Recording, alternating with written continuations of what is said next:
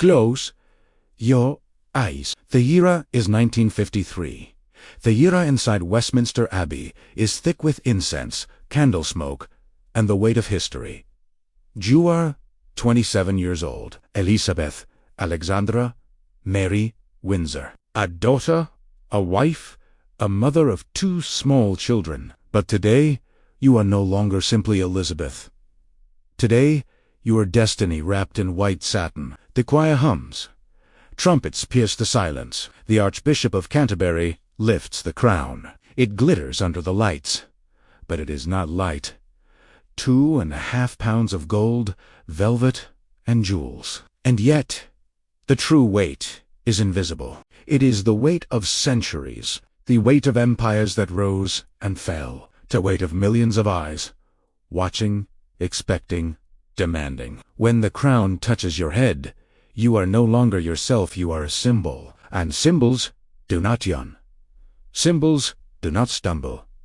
Symbols do not sleep. The crown sparkles, but it scratches, it pinches the scalp, it demands perfect posture. It is not a halo, but a shackle. Elizabeth learns quickly that the crown is not just metal and jewels. It is duty, it is sacrifice. It is the quiet knowledge that her life will never again belong to her. Even when she removes it, she still feels it pressing down. At breakfast, at state dinners, in the quiet of a bedroom. The crown is invisible, but it never leaves. It is a mountain disguised as a jewel, a prison disguised as a gift.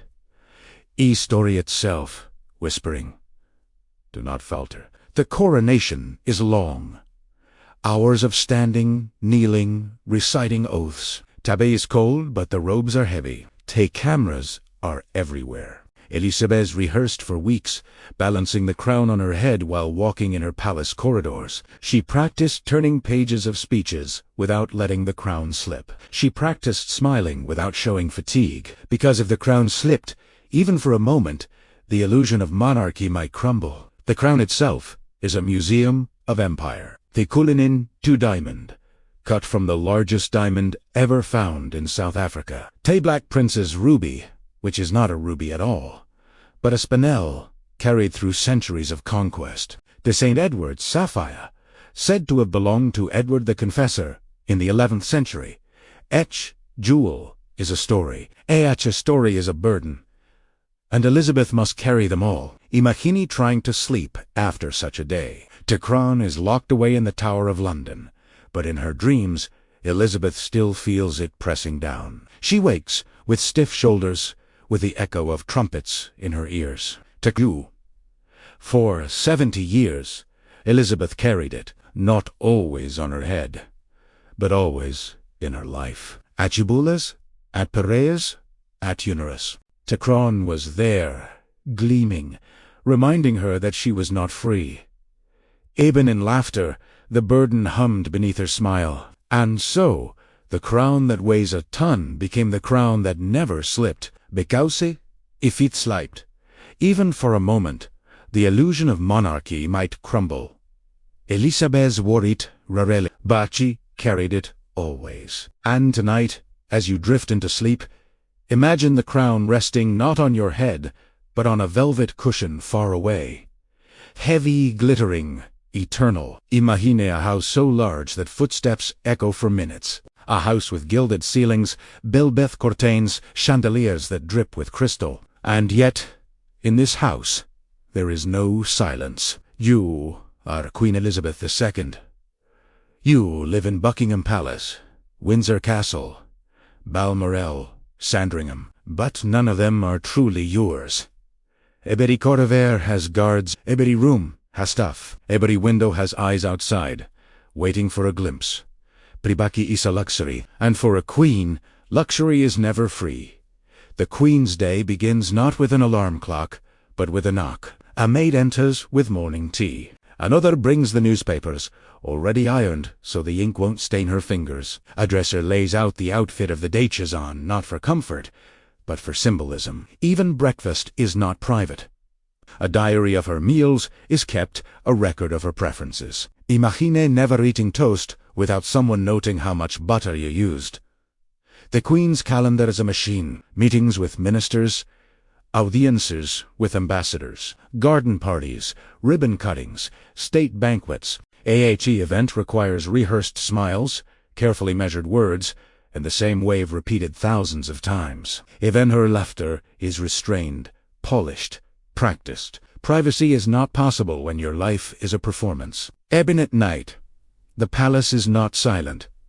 Guards patrol the halls. Staff move quietly, preparing for the next day. The Queen's bedroom is her own, but even there, the walls feel thin. Letters arrive, speeches to review, documents to sign. The crown may rest on a cushion, but duty never sleeps. Elizabeth is always surrounded by people. Crowds cheer, cameras flash, courtiers bow, and yet she is alone.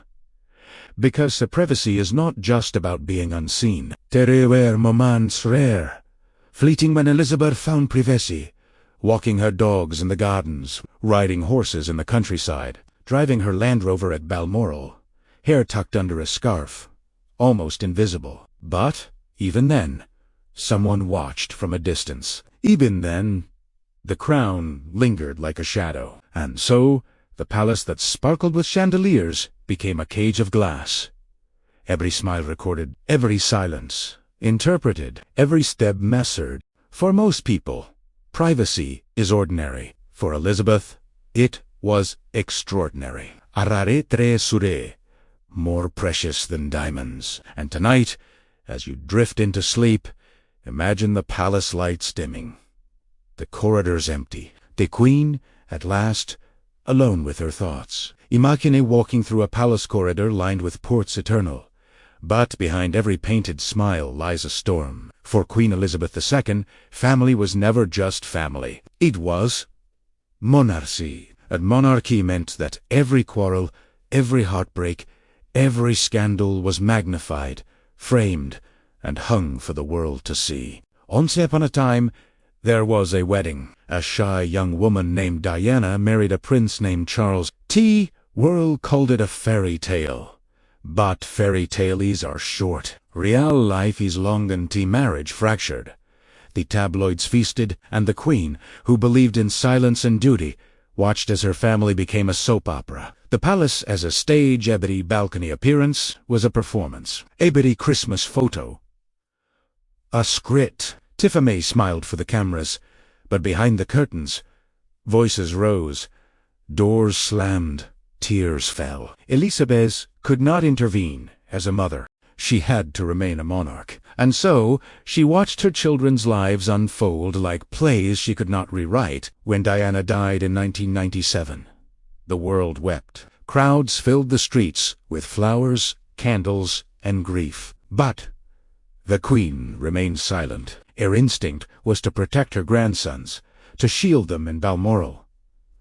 Yet the silence was misread. Tea people demanded tears, demanded words, demanded humanity. And for once, the Queen had to bend. She spoke to the nation, her voice steady, her grief hidden between syllables. But the drama did not end. Prince Andrew's scandals stained the family name. Harry and Meghan's departure fractured the image of unity. Every headline became another crack in the royal portrait. And through it all, Elizabeth endured. She did not explain. She did not defend. Imagine being surrounded by children, grandchildren, great-grandchildren, and yet feeling alone. Because every hug is photographed, every word is caught, every mistake is magnified. The Queen's family was never just hers. It belonged to the world. And so, the royal portraits remain, smiling faces in golden frames, hiding storms behind glass. The Queen, steady in the center, holding the silence while the drama swirled around her. Tonight, as you drift into sleep, imagine those portraits fading into shadows. The palace quiete, family, for once, at rest. And the Queen, alone with her thought. Imagine walking through a palace corridor lined with portraits. Faces stare down from gilded frames. Kings, queens, princes, princesses. They look serene, dignified, eternal. But behind every painted smile lies a storm. For Queen Elizabeth II, family was never just family. It was Monarchy, and monarchy meant that every quarrel, every heartbreak, every scandal was magnified, framed, and hung for the world to see. Once upon a time, there was a wedding. A shy young woman named Diana married a prince named Charles. The world called it a fairy tale. But fairy tales are short. Real life is long anti-marriage, fractured. The tabloids feasted, and the queen, who believed in silence and duty, watched as her family became a soap opera. Every balcony appearance was a performance. Every Christmas photo, a script. The family smiled for the cameras, but behind the curtains, voices rose, doors slammed, tears fell. Elizabeth could not intervene as a mother. She had to remain a monarch. And so, she watched her children's lives unfold like plays she could not rewrite. When Diana died in 1997, the world wept. Crowds filled the streets with flowers, candles, and grief. But the queen remained silent. Her instinct was to protect her grandsons, to shield them in Balmoral. Yet the silence was misread. People demanded tears, demanded words, demanded humanity. And for once, the queen had to bend. She spoke to the nation, her voice steady, her grief hidden between syllables. But the drama did not end. Prince Andrew's scandals stained the family name. Harry and Meghan's departure fractured the image of unity. Every headline became another crack in the royal portrait. And through it all, Elizabeth endured. She did not explain.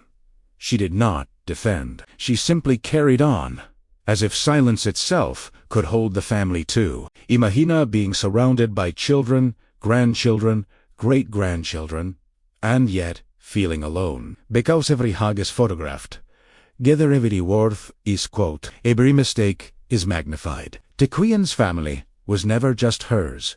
It belonged to the world, and the world is not always kind.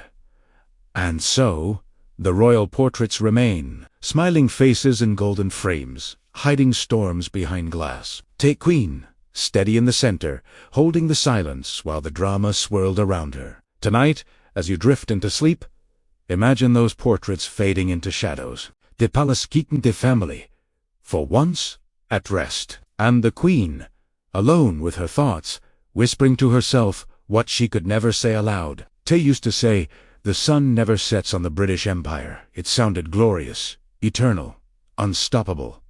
But for Elizabeth, it meant something else. It meant the empire never slept. And if the empire never slept, when Elizabeth took the throne in 1952, the empire was already fraying. India had gone, and Pakistan had gone. Nations were rising, demanding independence, demanding their own dawn. And yet, the Queen was expected to hold it all together. To smile in Ghana, to wave in Australia, to bow her head in Canada, to be everywhere, all at once, like the sun itself. The Queen travelled more than any monarch before her, by ship, by plane, by carriage. She shook millions of hands, smiled at millions of faces. Everywhere she went, she was a symbol of continuity. But symbols do not rest. Symbols do not complain of jet lag. Symbols do not admit that their feet ache, that their voice is hoarse, that their heart longs for home. One by one, colonies slipped away. Kenya, Nigeria, Jamaica, and Barbados. Each independence ceremony was both a celebration and a funeral. The Queen smiled, signed documents, gave speeches, but inside, she must have known the empire was dissolving, and she was presiding over its long, sleepless farewell. The Commonwealth dreamed to replace empire. There was the Commonwealth, a family of nations, bound not by conquest, but by choice. At least, that was the hope. Elizabeth clung to Italiano. She called it Air, family of nations. She visited them tirelessly, year after year, as if her presence alone could keep the bonds alive. Imagine carrying centuries of history on your shoulders. Imagine being told that you are the thread that ties it all together. And imagine knowing, deep down, that the thread is fraying. Elizabeth bore it with silence. She did not rage. She did not weep in public. She simply carried on, as if endurance itself could hold the empire in place. And so, the empire that never slept became the empire that slowly faded into dreams. The Queen remained steady, unchanging, as the world around her shifted. Tonight, as you drift into sleep, imagine the sun setting at last. Tiom Pia rests, Tia Queen rests, and history, for once, closes its eyes. Silk gowns, velvet robes, glittering tiaras on the surface. The Queen's wardrobe looked like a dream, but for Elizabeth, it was a uniform, not a choice. Every morning, her dresser laid out clothes that were not meant for comfort, but for meaning. A yellow coat to symbolize optimism, a brooch to send a subtle diplomatic message, a hat bright enough to be seen from 100 yards away. Nothing was random. Nothing was private. Even fabric carried the weight of history. Imagine never being able to wear what you feel like. No soft pajamas at a public breakfast, no messy bun on a lazy afternoon. Every outfit was a statement. Every color a code. The Queen's clothes were not hers, they belonged to the monarchy.